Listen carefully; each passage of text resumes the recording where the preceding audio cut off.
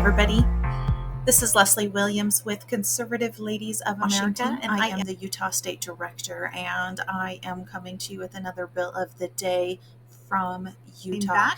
I want to start is House Bill 399, School Attendance Amendments. Now, this bill is pretty much talking about truancy in schools. So it goes right along with the last bill that I did of 206. And just like Bill 206 and a lot of bills that are being put in front of legislatures across the country, 206 doesn't actually go over the reasons as to why a child is not showing up for school. Reasons like bullying, DEI, agendas that are being taught in class instead of academics, children not understanding their schoolwork, whatever reason, just like 206, this bill is not going and trying to fix those issues.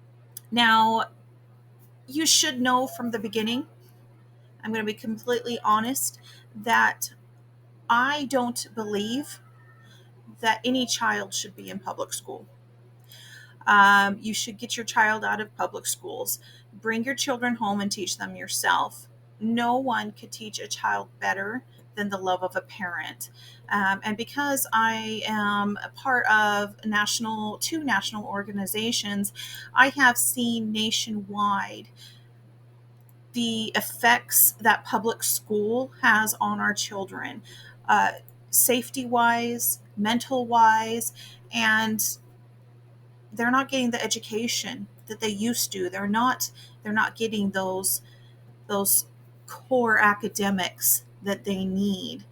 So that's where I stand. So with that being said, if I were a parent of a child in public school in Utah and that child were skipping school, I would just be removing them anyway. But that comes because of my past when I was in public school in Utah, and I was one of those children that would skip school a lot. As soon as I could drive, I was often leaving the school. One class would end, the bell would ring, and I would walk out the door.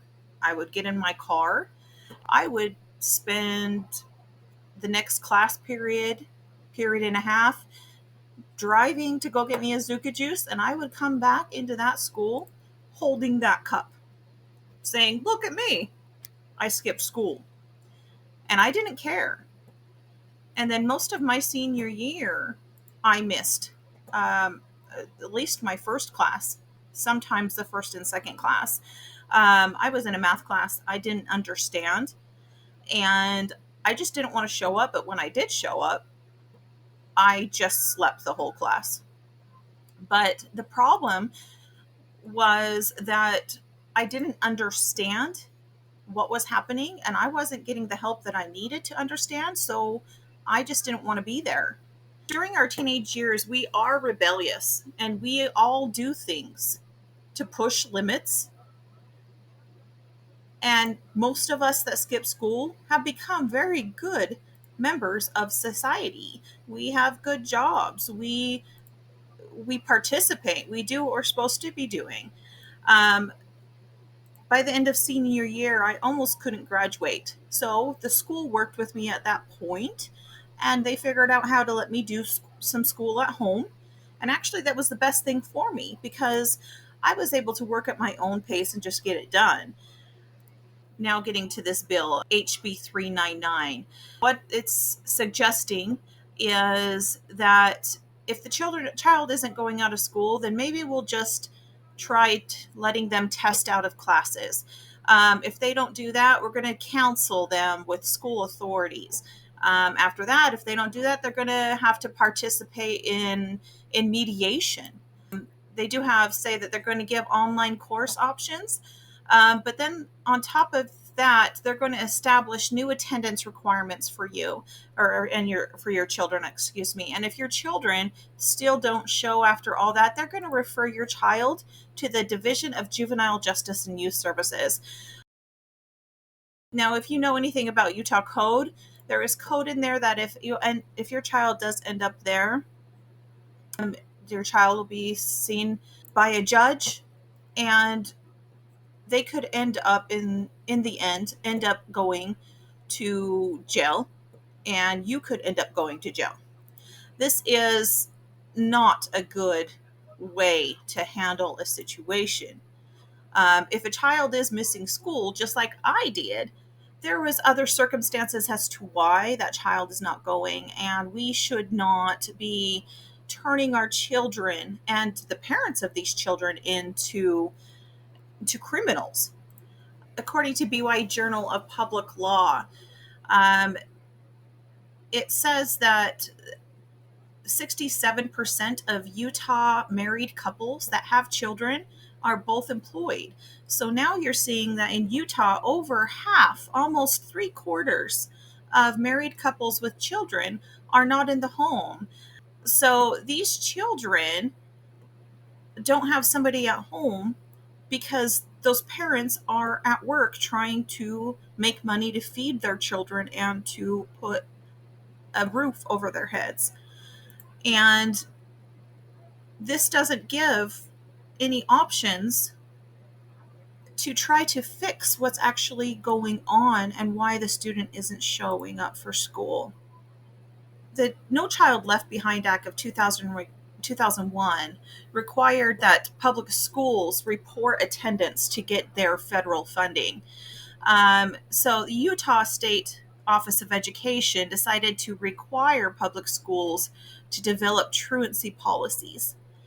And that has started that started a policy of children just getting in trouble instead of children having problems fixed.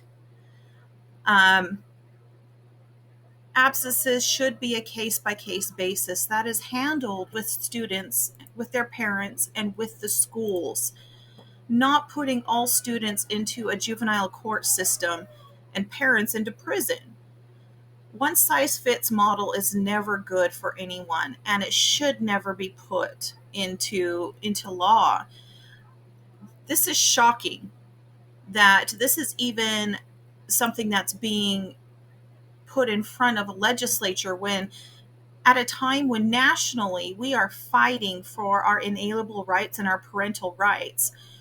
We are turning parents and children into criminals rather than productive members of society. And our nation was not founded on obey me or go to jail.